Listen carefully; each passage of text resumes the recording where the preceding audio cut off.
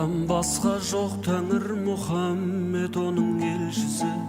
Оқысаң Құран тәп-тәуір жаныңның жалғыз емшісі. Адамның бәрі жат бауыр заманның сол ғой кем тұсы. Болуы қиын хаққа құл ібіліс болса көршісі. Жер бетіндегі көп қабір пенденің алған елшісі.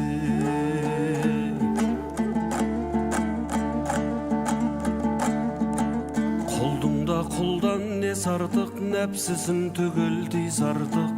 Намазын оқып 5 уақыт иманын кәміл жиз артық. Қиямет күні құлдым деп Алланың өзі сүйс артық. Жәннатта ғұмыр кешерсің көңліңде сонда күй шалғып. Анаңның әппақ сүтінен жұмақтың жұпар иіс аңқып.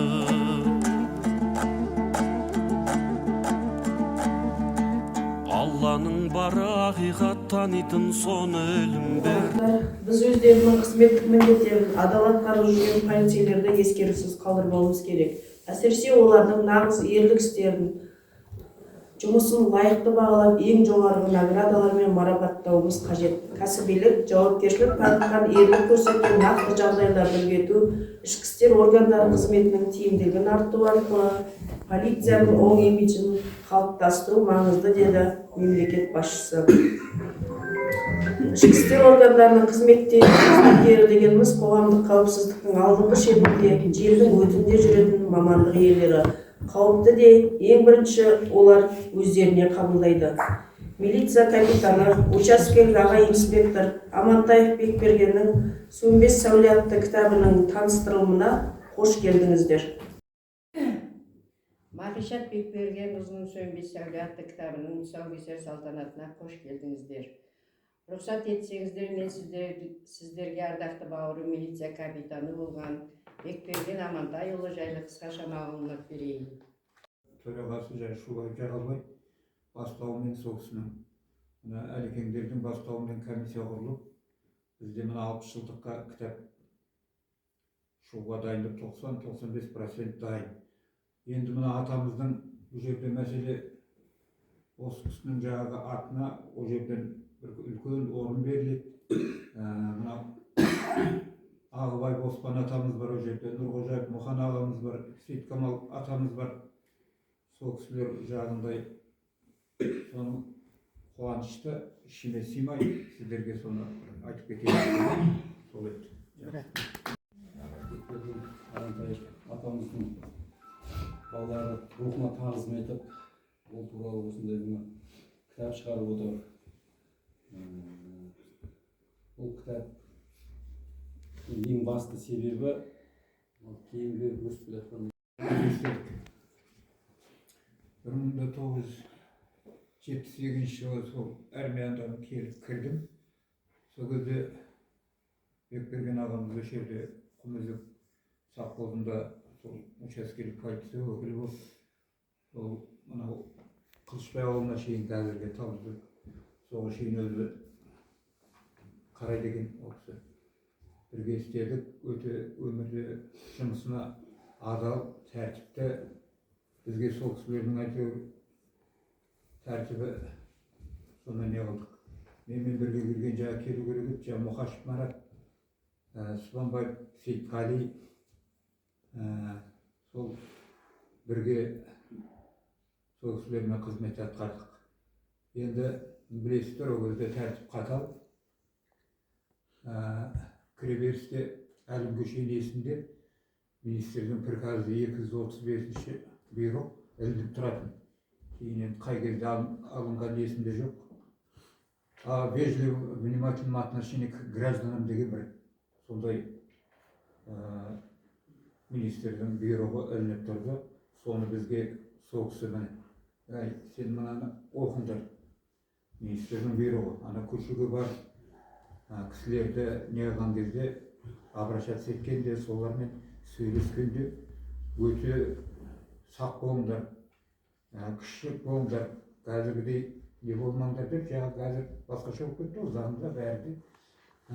Мен әрбір жерде айтып жүрем, Şu bizge ölgönlügi bulup, bizde sol kişilerin terbiyesinden öskönümüzge Allah özü kuvvet, zayda kuvvet, berimizde cema boğanı yok mene.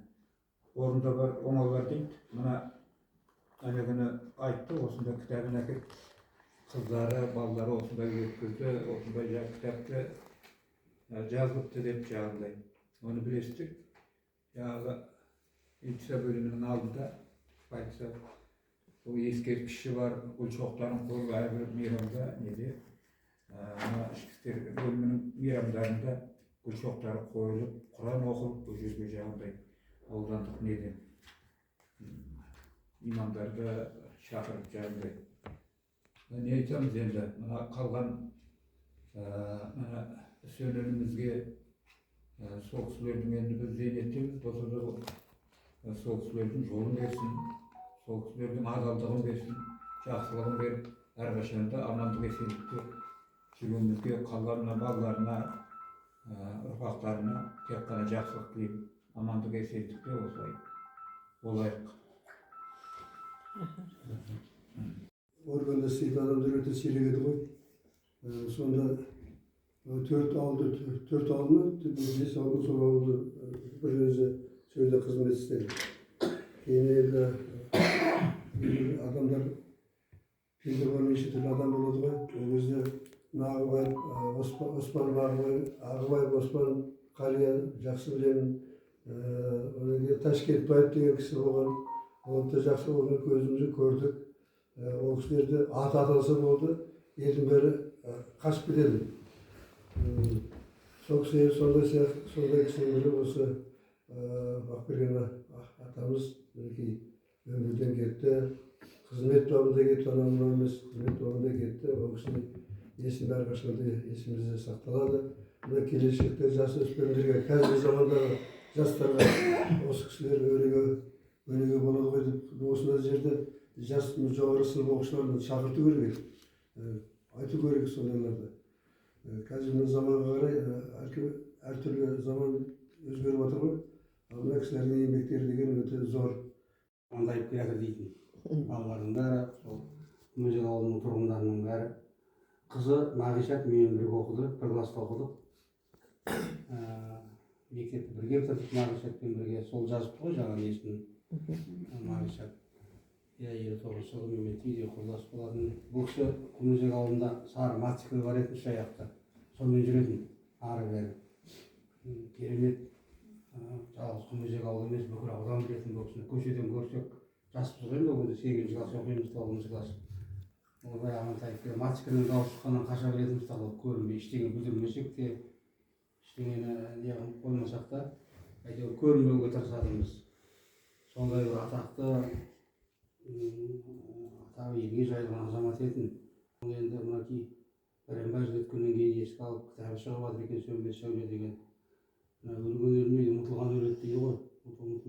Ең ұмытылмау керек адам. Жаңағы ровдың ішкі бөлімінің алдында ескерткіші бар, оны көріліп әрі келген кезде. Осыларды ұмытпай, кітабын дәріптеп, өзінің атын айтып, Күмежек ауылында көшесі бар деп жатыр. Қандай марапатқа, қандай атқа болса лайықты азамат қой. Сондықтан ішкі істер бөліміне, кітапхана ұжымына үлкен рахмет. Мындай іс-шара өткізіп, еске алып, бауырлары келіп жатыр, ағайындар келіп жатыр. Сіздерге де рахмет. Осы өмірбаянымен таныстырып, жақын мен тек оны кімнің Қарлығаштың қатысы бар екенін, Мағишаттың қатысы бар екенін білген емеспін. Қазір біліп отырмын, осындай кездесуге келгеннің арқасында. Алдағы уақытта да ұмытылмай, жастарға үлгі боларлықтай бұл кісінің өнегелері өте көп. Қазір біраз адамдар бұл кісіні біледі. Күмежек жаңа айтылады ғой, Қарабөгет, Байталы, Сарыөзек ауылы, Талдыөзек ауылы, Мойынқұмның ауылы, осы орталықтың біраз адамдар бұл кісіні Амантаев десе, фамилиясымен білеміз, атымен қазір Бекберген екенін қазір біліп отырмын. Шынында да бәрі Амантаев деп айтылатын ол кезде. Рахмет сіздерге. Алдағы уақытта да осындай жақсы өнегелі адамдардың өмірлерін үлгі етіп жастарға ұсыну әрі жалғасын табады ғой деп ойлаймын. Өзбек ағаның сол үйде біздің қатар баласы болды. су ішуге баратын, сонда осы кісі мотоцикл тұрған кезде су ішпей қайтып кетеді, неден қорқатынын білмеймін. Сол кезде үйге келіп қалады, мотоцикл тұрады, сары жас мотоцикл болады. тәртіп қой Ол кезде керемет құрмет болды ғой. Одан кейін бұл кісінің ерекшелігі сол. Ол заманда ешкім санасында жоқ. Қылмыскердің қолынан милиция қаза табады деген болған емес. Негізі осы жалғыз оқиға шығар. Аудан болды, халық азат. Бұндай да сұмдық болады екен ғой.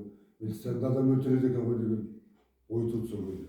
Әйтпесе біз өзімен өз қашып жүрген адамды көрсек, мотоциклге артына қашып жүрген қалай қолдары бар екен, қалай жүректері дауылады екен.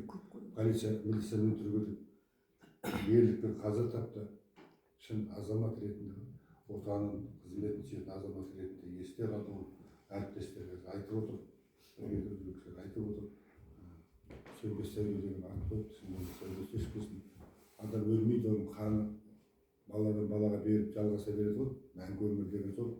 Бұл кісінің ұрпақтары атын өшірмей, қазір кітап жазып жатыр екен. Тамарақпен туыс екен білмейді, қанша бірге жүзіп те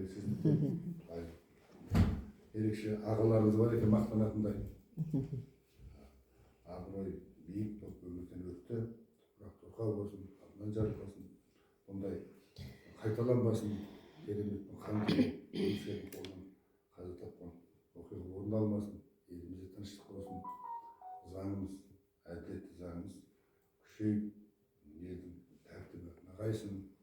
Бүгін шараны ұйымдастырып отырған аудан кітапхана ұжымына келіп отқан ардагерлерге, құқық органдарының бәріне айтамын, еліміз аман жұртымыз тыныш болып, халықтың берекесін, бірлігі арта берсін. Рахмет. Саны шектеулі кітап шығарған ғой, соның жерде, содан кейін біз кітапты ең бірінші аудандық осы кітапханаға тапсырудың себебі ертең жастармен болсын, тек қана полиция қызметкерлері емес, жаңа айтып отырмын, мектеп жастары бар, жалпы ауданның жаңағы рухты жастары болса, солармен отансүйгіш, өзінің елін сүйетін азаматтарды, олардың жаңағы рух көтеретін шаралар ұйымдастырған кезде осы кітап сол артында тұрса, осы кітапты қарас, сол үшін біз осы ең бірінші осы ұжымға ұсынып отырмыз. Әрине біздің жаңағы полиция бөлімінде жаңағы жастармен бұл кітап біз бірінші сол жақтан шара ұйымдастырмаған себебіміз ол жаңағы мына қазір ескерткіш тұр ғой. Біз үнемі сол жақта шара ұйымдастырамыз. Көзде түсіндіреміз жастар келгендерге, осындай мына бекерген анандай, осындай жасаған ерлігін қаза болған. Мынау аудан көлемінде танымал болсын деп осы кітапты кітапханаға әкеліп отыр. Сол енді осы кітапхананың жартысында, халықтың жартысында қалады деп есептейміз. Осы ертең шаралар кезінде өздеріңіз паш етсеңіз, кейін осы жиналған кезде шараларды